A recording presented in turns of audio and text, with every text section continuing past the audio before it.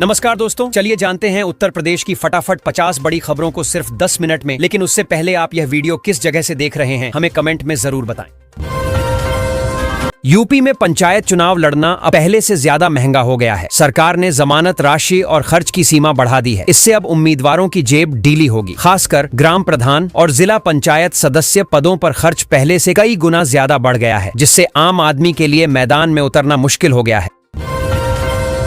Vision UP 2047 में फर्रुखाबाद जिले ने शानदार प्रदर्शन किया है। यहाँ के लोगों ने 1 लाख से ज्यादा सुझाव दिए, जिससे जिला पूरे प्रदेश में 16वें स्थान पर पहुंच गया। सरकार ने लोगों से 15 नवंबर तक और सुझाव मांगे हैं ताकि यूपी को 2047 तक विकसित राज्य बनाया जा सके।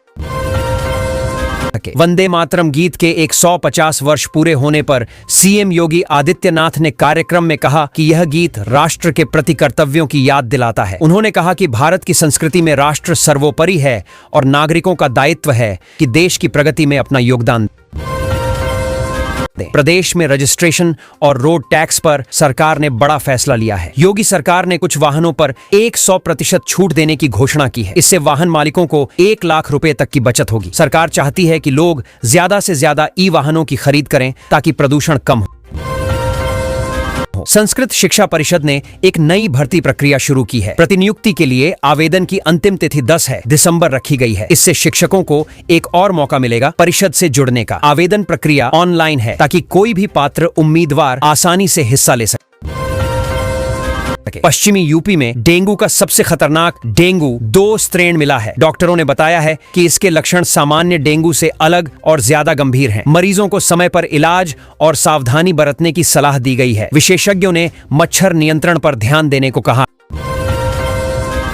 उत्तर प्रदेश में अब वोटर लिस्ट अपडेट करने के लिए SIR अभियान चलाया जा रहा है। अगर किसी के पूर्वजों का नाम 2003 की वोटर लिस्ट में है तो अब उन्हें कोई दस्तावेज देने की जरूरत नहीं होगी। यह अभियान पुराने परिवारों को आसानी से शामिल करने के लिए शुरू किया गया है। उत्तर प्रदेश के इस जिले में अब ग्रामीण सड़कों की चमक बढ़ने वाली है। करीब 9 करोड़ 26 लाख रुपए की लागत से 52 सड़कों का निर्माण होगा। सरकार ने इसके लिए मंजूरी दे दी है और काम जल्द शुरू किया जाएगा। इससे गांवों में आवागमन आसान होगा और विकास की रफ्तार बढ़ेगी। मिशन शक्ति अभियान के तहत एक बड़ी गलती सामने आई है। प्रशासन ने जिस लड़की को छात्रा समझकर 1 दिन का थाना प्रभारी बना दिया था वह उस स्कूल की थी ही नहीं। अब अधिकारियों से जवाब तलब किया गया है और जांच की जा रही है कि यह गड़बड़ी कैसे हुई। कुशीनगर में एक छात्रा से दुष्कर्म के मामले में आरोपी शिक्षक नेता को कोर्ट ने आजीवन कारावास की सजा सुनाई है। यह फैसला समाज में सख्त संदेश देने वाला माना जा रहा है। अदालत ने कहा कि इस तरह के अपराध समाज में अस्वीकार्य हैं और सजा कठोर होनी चाहिए। महाकुंभ में मौनी अमावस्या के दिन हुई भगदड़ मामले की सुनवाई में कोर्ट में 110 प्रत्यक्षदर्शियों के बयान दर्ज किए गए हैं। इन बयानों से पता चल रहा है कि उस दिन भीड़ नियंत्रण में बड़ी चूक हुई थी। अब कोर्ट ने सरकार से जवाब मांगा है कि दोषियों पर कार्रवाई क्यों नहीं हुई। यूपी में आवास विकास क्षेत्र में टहल रहे एक दंपति पर अज्ञात बदमाशों ने फायरिंग की। घटना से इलाके में दहशत फैल गई है। लोगों ने पुलिस की सुरक्षा व्यवस्था पर सवाल उठाए हैं। पुलिस का कहना है कि मामले की जांच की जा रही है और जल्द ही आरोपियों को पकड़ा जाएगा। वाराणसी में सीएम योगी आदित्यनाथ के साथ क्रूज पर चढ़ने को लेकर अफरा तफरी मच गई। कई लोग धक्का मुक्की करने लगे, जिससे सुरक्षा व्यवस्था बिगड़ गई। वीडियो सोशल मीडिया पर वायरल हो गया है। प्रशासन ने कहा है कि आगे से सुरक्षा इंतजाम और सख्त किए जाएंगे।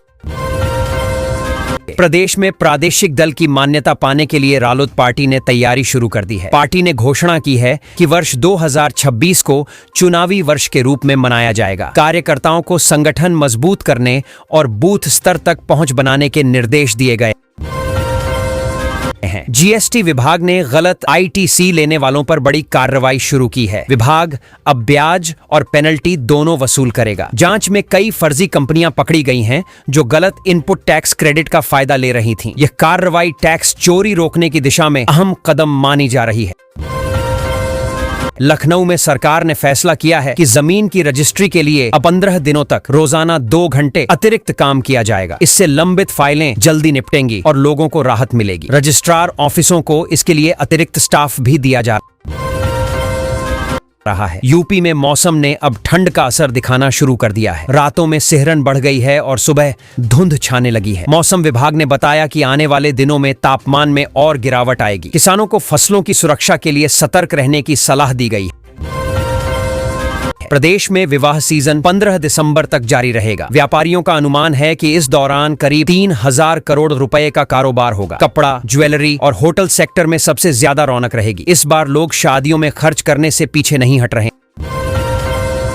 यूपी में ब्रिटिश मूल के एक मौलाना की तलाश में 3 टीमें लगाई गई हैं। पुलिस को अभी तक उसकी सटीक लोकेशन नहीं मिल पाई है। बताया जा रहा है कि वह धार्मिक कार्यक्रमों में शामिल होने आया था। जांच एजेंसियां अब उसकी गतिविधियों पर कड़ी नजर रखे हुए हैं। अदिति मिश्रा को अध्यक्ष और सुनील को महासचिव चुना गया है। लेफ्ट गुट के चारों उम्मीदवार विजेता बने हैं। छात्र संगठन चुनावों में इस बार लेफ्ट ने जबरदस्त वापसी की है। समर्थक जश्न मना रहे हैं और इसे विचारधारा की जीत बताया जा रहा है। नोएडा, गाजियाबाद और आसपास के स्कूलों में आज यानी 7 नवंबर को छुट्टी घोषित की गई है, जबकि कुछ जिलों में स्कूल खुले रहेंगे। प्रशासन ने यह निर्णय स्थानीय मौसम और त्योहारी कारणों को ध्यान में रखकर लिया है। अभिभावकों को स्कूल से पुष्टि करने की सलाह दी गई है। प्रदेश में ईडी की जांच में बिजेंद्र सिंह हुड्डा का नाम सामने आया है। शिक्षा सुधारक के रूप में पहचाने जाने वाले हुड्डा अब 15,000 करोड़ रुपए के घोटाले में फंसे हैं। एजेंसी ने कहा है कि यह काला साम्राज्य कई कंपनियों के जरिए चलाया जा रहा था। प्रधानमंत्री नरेंद्र मोदी आज काशी पहुंचने वाले हैं। उनके कार्यक्रम स्थल को नो फ्लाई जोन घोषित किया गया है। सुरक्षा के लिए सीसीटीवी और ड्रोन से निगरानी की जाएगी। प्रशासन ने कहा है कि सभी व्यवस्थाएं पूरी तरह तैयार हैं और सुरक्षा में कोई कमी नहीं छोड़ी जाएगी। उत्तर प्रदेश सरकार ने बड़ा फैसला लिया है। अब आयुष्मान कार्ड की स्वीकृति के लिए लोगों को चक्कर नहीं लगाने पड़ेंगे। साचीज के दफ्तर से सीधे अनुमोदन मिलेगा। सरकार ने प्रक्रिया को आसान कर दिया है ताकि आम लोगों को समय और पैसा दोनों की बचत हो सके। मुख्यमंत्री योगी आदित्यनाथ ने निर्देश दिए हैं कि मॉडल विद्यालयों के निर्माण की रफ्तार और तेज की जाए। सभी जिलों से डीपीआर जल्द भेजने के आदेश दिए गए हैं ताकि बच्चों को आधुनिक सुविधाएं समय पर मिल सकें और शिक्षा का स्तर ऊंचा उठे। उत्तर प्रदेश सरकार ने औद्योगिक विकास को नई रफ्तार देने के लिए कारखाना संशोधन अधिनियम लागू कर दिया है। इससे नए उद्योग लगाने की प्रक्रिया तेज होगी और निवेशकों को अधिक सुविधा मिलेगी। युवाओं के लिए रोजगार के अवसर भी बढ़ने की उम्मीद है। राज्य में टाउनशिप और उद्योग लगाने वालों के लिए राहत की खबर है। सरकार फीस में बड़ी छूट देने की तैयारी कर रही है। इससे निवेशकों की लागत घटेगी और प्रदेश में औद्योगिक माहौल को और बढ़ावा मिलेगा। उत्तर प्रदेश में स्मार्ट प्रीपेड मीटर योजना से जुड़ा बड़ा प्रस्ताव आया है। सरकार चाहती है कि मीटर की कीमत उपभोक्ता 10 साल में ब्याज मुक्त किस्तों में चुका सके। हालांकि इस पर वित्तीय अनियमितता के आरोप भी लगे हैं, जिन्हें जांचा जा रहा है।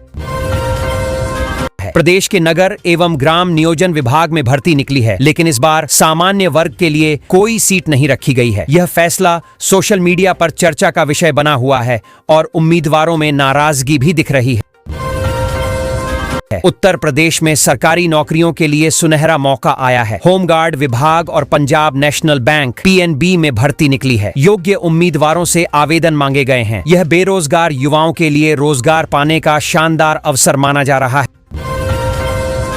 राज्य में नया नियम लागू हुआ है, जिसके तहत अब महिलाएं भी नाइट शिफ्ट में काम कर सकेंगी। कारखानों में उन्हें 12 घंटे तक काम करने की अनुमति दी गई है। इससे महिलाओं को रोजगार में बराबरी का अवसर मिलेगा, लेकिन सुरक्षा इंतजामों पर भी नजर रखी जाएगी।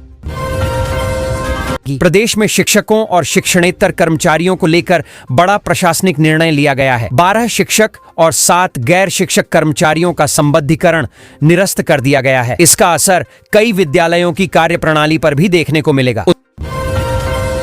उत्तर प्रदेश सरकार ने श्रमिकों की बेटियों के लिए नई योजना शुरू की है। अब शादी पर लाखों रुपए की आर्थिक मदद दी जाएगी। बस इसके लिए सालाना केवल 20 रुपए का अंशदान करना होगा। इस योजना से हजारों परिवारों को राहत मिलने की उम्मीद है। योगी सरकार ने इसे बड़ी राहत बताया। राज्य में स्मार्ट प्रीपेड मीटरों की कीमत घट सकती है। फिलहाल बिजली विभाग दोगुनी कीमत पर इन्हें बेच रहा है। सरकार इस पर पुनर्विचार कर रही है ताकि आम उपभोक्ताओं को राहत दी जा सके। सूत्रों के अनुसार नए रेट तय होने पर बड़ी संख्या में मीटर बदले जाएंगे। उत्तर प्रदेश में एक और बड़ी भर्ती की तैयारी है। होमगार्ड विभाग में 45,000 पद खाली हैं। सरकार जल्द भर्ती प्रक्रिया शुरू करेगी। विभागीय सूत्रों के मुताबिक नोटिफिकेशन नवंबर के अंत तक जारी किया जा सकता है। इससे युवाओं को बड़ी संख्या में रोजगार मिलने की संभावना है। गवर्नमेंट प्रेस में ग्रुप सी के 1,500 पदों पर भर्ती होगी। सरकार ने मंजूरी दे दी है और प्रक्रिया जल्द शुरू होगी। भर्ती पारदर्शी तरीके से ऑनलाइन की जाएगी। इससे राज्य के तकनीकी और प्रशासनिक क्षेत्र में युवाओं को अच्छे अवसर मिलेंगे। परीक्षाओं की तैयारी में तेजी देखी जा रही है। आयुष विश्वविद्यालय की पैथोलॉजी में अब न्यूनतम शुल्क पर 100 से अधिक जांचें की जा सकेंगी। विश्वविद्यालय प्रशासन ने इसकी तैयारी पूरी कर ली है। इस सुविधा से आम लोगों को काफी राहत मिलेगी। गरीब मरीज अब सस्ती जांच करवाकर इलाज आसानी से करा सकेंगे। हरदोई में श्रद्धालुओं को ले जा रही ट्रैक्टर ट्रॉली पलट गई, जिसमें 14 लोग घायल हो गए। सभी लोग धार्मिक स्थल से लौट रहे थे। हादसे के बाद स्थानीय लोगों ने घायलों को अस्पताल पहुंचाया। प्रशासन ने मौके पर राहत कार्य शुरू किया और घटना की जांच के आदेश दिए। गाजियाबाद में सड़कों के गड्ढों और स्पीड ब्रेकरों की वजह से कमर दर्द के मरीजों की संख्या बढ़ रही है। अक्टूबर में 490 से ज्यादा मरीज अस्पताल पहुंचे। डॉक्टरों ने कहा कि सड़क की स्थिति स्वास्थ्य पर गंभीर असर डाल रही है। नगर निगम को जल्द सुधार करना चाहिए। उत्तर प्रदेश पुलिस ने 100 गैंगस्टरों की लिस्ट तैयार की है। इन पर सख्त कार्रवाई की तैयारी चल रही है। कई बड़े अपराधी अब भी फरार हैं। पुलिस ने बताया कि गैंगवार को खत्म करने के लिए यह मिशन चलाया जा रहा है। जल्द ही कई नाम सामने आएंगे। प्रयागराज में 50,000 के इनामी गौतस्कर को पुलिस ने गिरफ्तार किया है। लंबे समय से इसकी तलाश चल रही थी। पुलिस ने बताया कि आरोपी पर कई राज्यों में मुकदमे दर्ज हैं। गिरफ्तारी के बाद पूछताछ में कई अहम सुराग मिले हैं, जिनसे और कार्रवाई हो सकती है। तालाब की जमीन पर बने केएम हाउस और केएम इंडिया के ध्वस्तीकरण के आदेश जारी हुए हैं। प्रशासन ने स्पष्ट कहा कि सरकारी भूमि पर अवैध निर्माण बर्दाश्त नहीं होगा। अधिकारियों ने जल्द कार्रवाई करने के निर्देश दिए हैं। इलाके में नोटिस चस्पा कर दिया गया है। रामगंगा तट पर चौबारी मेले में श्रद्धालुओं का सैलाब उमड़ पड़ा। लाखों लोगों ने पवित्र डुबकी लगाई। धार्मिक गीतों और भक्ति की गूंज से पूरा क्षेत्र गूंज उठा। प्रशासन ने सुरक्षा के पुख्ता इंतजाम किए। स्थानीय दुकानदारों को भी अच्छी आमदनी हुई। गोंडा में मालगाड़ी से सरसों तेल की चोरी के बाद गिरफ्तार युवक की आरपीएफ कस्टडी में मौत हो गई। घटना से बवाल मच गया। परिजनों ने आरोप लगाया कि युवक की पिटाई की गई थी। मामले में 2 दारोगाओं पर एफआईआर दर्ज कर जांच शुरू हो गई है। यूपी बोर्ड की परीक्षा 2026 में 18 फरवरी से 12 मार्च तक चलेगी। कुल 23 दिन तक परीक्षा होगी। बोर्ड ने समय सारणी जारी कर दी है। इस बार परीक्षा में कई बदलाव किए गए हैं। छात्रों को समय से पहले प्रवेश पत्र लेने की सलाह दी गई है। अलीगढ़ में 191 करोड़ के 12 निवेश प्रस्ताव अटके हुए हैं। कृषि भूमि उपयोग में दिक्कतें आ रही हैं। अधिकारी इस समस्या को सुलझाने में जुटे हैं। निवेशक चाहते हैं कि नियम सरल बनाए जाएं ताकि प्रोजेक्ट तेजी से शुरू हो सके। सऊदी अरब में हज यात्रियों की सेवा करने वालों के चयन की प्रक्रिया तेज हो गई है। 8 नवंबर को कंप्यूटर आधारित परीक्षा होगी। उम्मीदवारों को तैयारी के लिए दिशा निर्देश जारी किए गए हैं। चयनित लोग अगले वर्ष हज यात्रियों की सेवा में जाएंगे। फर्रुखाबाद में एक महिला को बंधक बनाकर बेचा गया और जबरन दूसरी शादी करा दी गई। पीड़िता ने पुलिस को पूरी जानकारी दी। मामले में कई लोग शामिल बताए जा रहे हैं। पुलिस ने केस दर्ज कर 2 आरोपियों को गिरफ्तार किया है। जांच जारी है। नगर निगम के वाहन अब कूड़े से बने ईंधन पर चलेंगे। इस पहल से डीजल की बचत होगी और प्रदूषण घटेगा। अधिकारियों ने बताया कि शहर के कचरे को रिफाइन कर ईंधन बनाया जाएगा। यह मॉडल पूरे प्रदेश में लागू करने की योजना है। गोरखपुर में बंधु सिंह पार्किंग प्रोजेक्ट तेजी से पूरा हो रहा है। इसे 30 दिसंबर तक पूरा करने का लक्ष्य है। मुख्यमंत्री योगी आदित्यनाथ 31 दिसंबर को इसका लोकार्पण कर सकते हैं। अधिकारियों ने कहा कि यह शहर की बड़ी जरूरत पूरी करेगा। गोरखपुर में ट्रांसफार्मर की बिक्री को लेकर जांच चल रही है। विभाग के अधिकारी दाम और आपूर्ति की जानकारी जुटा रहे हैं। इसमें अनियमितताओं की आशंका जताई जा रही है। जांच रिपोर्ट आने के बाद दोषियों पर एफआईआर दर्ज की जाएगी। रेलवे में सिर्फ 20 रुपए को लेकर झगड़ा हो गया। यात्री को बेल्ट से पीटा गया और वीडियो वायरल हो गया। मामला सामने आने पर रेलवे ने जांच शुरू कर दी है। आरोपी कर्मचारी को नोटिस जारी किया गया है। घटना से यात्रियों में नाराजगी है।